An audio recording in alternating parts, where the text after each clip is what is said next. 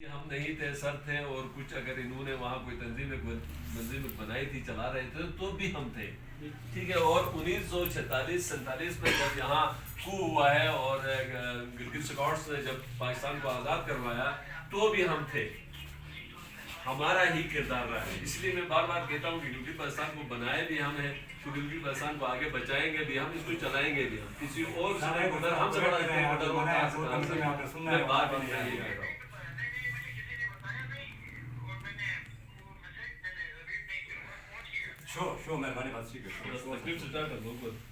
تو کہنے کا مطلب یہ ہے کہ ہم ایک دوسروں سے علیحدہ کوئی چیز نہیں ہے.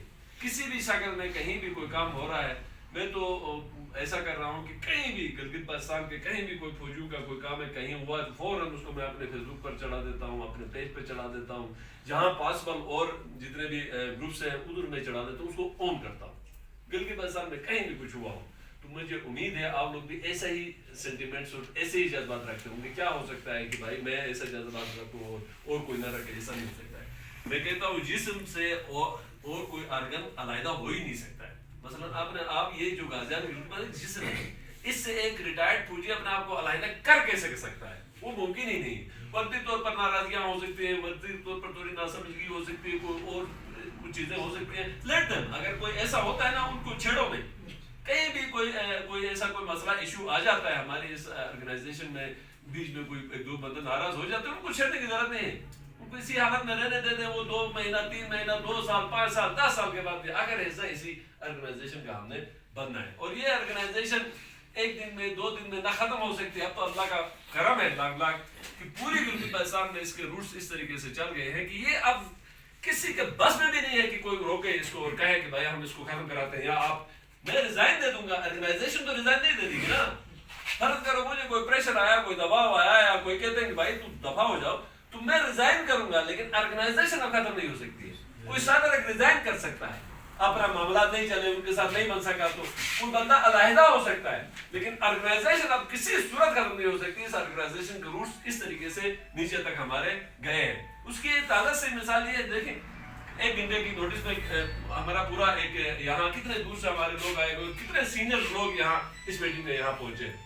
تو اس کا تھوڑا پس منظر یہ ہے کہ 87 سے 88 سے یا جہاں سے بھی چلتا رہا ہے، ایک سلسلہ چلتا رہا ہے. 2000 سے چلا ہے، پھر راسا بنی ہے، عیسیٰ اسور میں ایک بن گئی تھی، دمسم میں بھی ایک رجسٹر ہے ہمارے، ادھر ایکس آرمی سولجرز کے ہنزا میں ایک رجسٹر ہے. تو مختلف کوششیں ہوتی رہی ہیں، اور وہ لوگوں نے بھی کوششیں اسی آرگنائزیشن کو اسی لیول تک لے جانے کے لیے کیا ہے.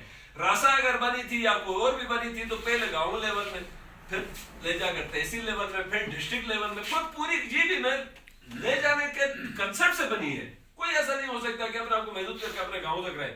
لیکن وہ آگے تک چل پڑی یا نہیں چل پڑی یا نہیں گئی، تو وجوہات ہزار قسم کی چیزیں ہوتی ہیں. آرگنائزیشنل جو سیٹ اپ ہوتا ہے اس کو فرسٹ 3-4 سال انتہائی مشکل ترین ہوتے ہیں. اس میں لیڈرشپ کا ایشوز ہوتے ہیں، اس میں ریسورسز کا ایشوز ہوتے ہیں، اس میں سمجھ بوجھ اس لیول کی نہیں ہوتی ہے، کمیونیکیشن کے ایشوز ہوتے ہیں، کوآرڈینیشن کے ایشوز ہوتے ہیں. تو وہ چیزیں اتنا آسان نہیں ہے کہ آرگنائزیشن یوں کھڑا کر دیا اور یوں آگے چل پڑا. اور یہ کریڈٹ ہمیں بھی نہیں لینا چاہیے کہ ہم نے 5 دسمبر سے اس کو سٹارٹ لے لیا تو اتنا بوم کر کے آگے لے کر گئے. نہیں، یہ پیچھے وہ جو چیزیں تھی وہ سارا کہیں نہ کہیں ہمیں اوور لیپ کر کے، ہمیں کہیں نہ کہیں ہمیں سٹرنتھ کر کے آج تک اس سٹیج تک لے کر آ گیا. کہتے ہیں کہ انسان کے دماغ میں شعور، لا شعور اور تحت شعور 3 چیزیں ہیں، کانشس، نان کانشس، سب کانشس.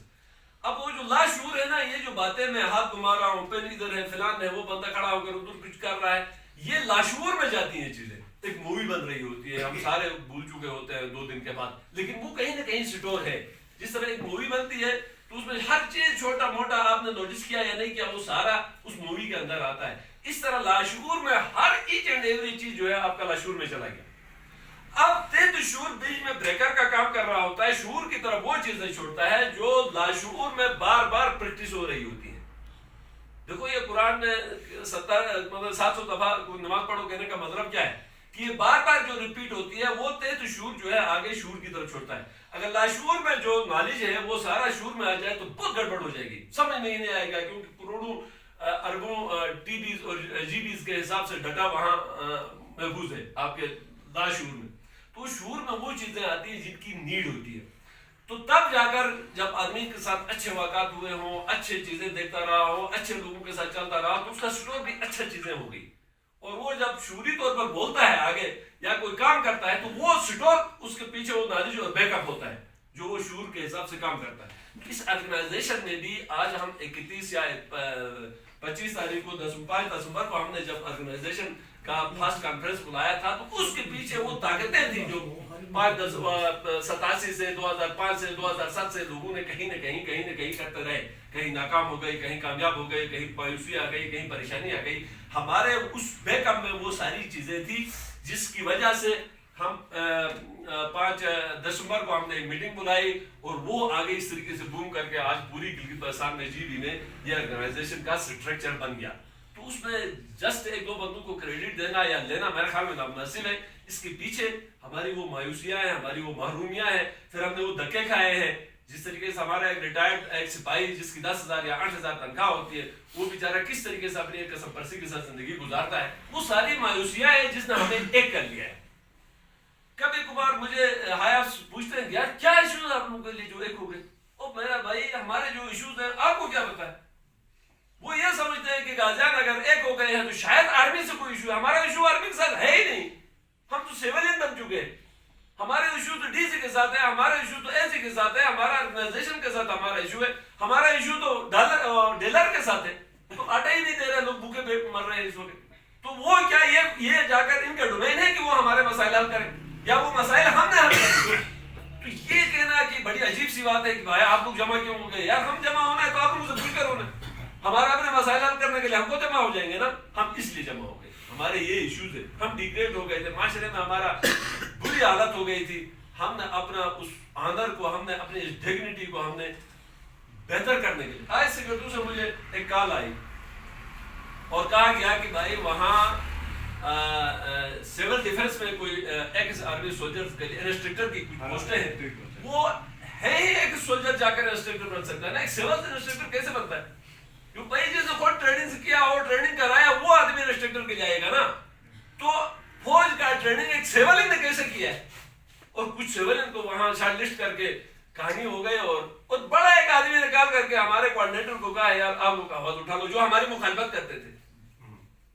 بڑے لوگوں نے نکال کر کے کہا کہ آپ لوگ پوچھ کر کے اس پر بات آؤ. اور بھائی خود کیوں نہیں کرتے, پہلے تو آپ اس آرگنائزیشن کی مخالفت کر رہے تھے آپ لوگ. تو بات یہ ہے میرے بھائی, ہم نہیں کرتے, اور انشاءاللہ الرحمن ہم نے آواز اٹھایا. وہاں میں نے جو صدور حضور تھے ان کو کہا یار جا کر وزٹ کرو اور اس کے ڈاٹا مجھے لے کر آ جاؤ. آج ہم اس کانفرنس میں اپنا محسن صاحب آپ نے اس کو باقاعدہ منٹس میں لے کر آنا ہے, اور اس کانفرنس میں آپ نے دینا ہے یہ چیز سکردو والا اس کو نا, اسی کے لیے یہ میٹنگ ہوئی ہے, ٹھیک ہے, تاکہ ہمارا ایگزیشن ہو جائے اور اس طرح کی ناانصافیاں ہمیں فیوچر میں نہ ہو جائے.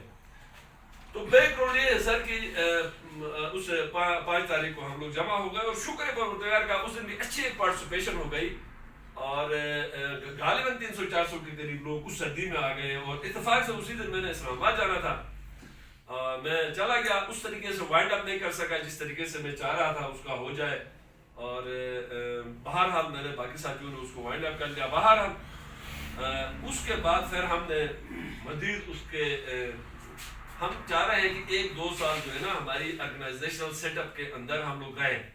ہم لوگ جو ہے وہ کمانڈ ہائرارکی میں رہے ہیں, آرڈر آیا عمل کر لیا, اس ہائرارکی میں رہے ہیں. ہم لوگ آرگنائزیشنل ہائرارکی ہمیں نہیں بتایا. آرگنائزیشن کا اپنا ایک بیہیویئر ہوتا ہے, طریقہ ہوتا ہے آگے کام کرنے کا, اس چال ڈال میں ہم لوگ فی الحال نہیں ہیں. تو اس کے لیے ہمیں 2-3 سال لگ جائیں گے اس سسٹم کو سمجھنے میں. تو ہمارے لیے کوئی جلدی نہیں ہے. کوئی لوگ ہمارے دوست کہتے ہیں زمانی کلامی باتیں نہیں ہونی چاہیے, فور نیو جٹ آرگنائزیشن آ گیا, یوں کٹ ہمارے مسائل ہونا چاہیے. تو ایسا بھی نہیں ہوتا ہے. ایکسپیکٹیشنز ہمیشہ لو رکھنا چاہیے ہمارے دوستوں کو کہ یار ہم بہت جا کر آگے جا کر یوں گلگت بلتستان کو چینج کریں گے, تو ایسا بھی ممکن نہیں ہے. ٹھیک ہے, ایسا چیزیں آگے ڈیولپ ہو جائیں گے اور آگے بڑھیں گے. آپ کا یہاں اکٹھا ہونا ہی بہت بڑا میسج ہے. یہ تصویر, یہ چیزیں کل لگیں گے اخبار میں, تو یہی کافی ہے. فی الحال ہم نے یہی چیزیں کرنی ہے, اور اس پر ہمارے جو سب سے اچھا بوم ہمیں جو ملا وہ نگر سے ملا. 2 بڑی کلاس کی میٹنگز کر لیا. ٹانگر میں ایک بہت بڑی کلاس کی ایک وہ ہوئی. سکردو میں پھر ہمارے آنرری وہ صوبیدار میجر صوبیدار صاحب مہدی شاہ صاحب وہاں کوئی ہیں ہمارے, اس نے ایک آفس بھی دیا, اور آفس کے ساتھ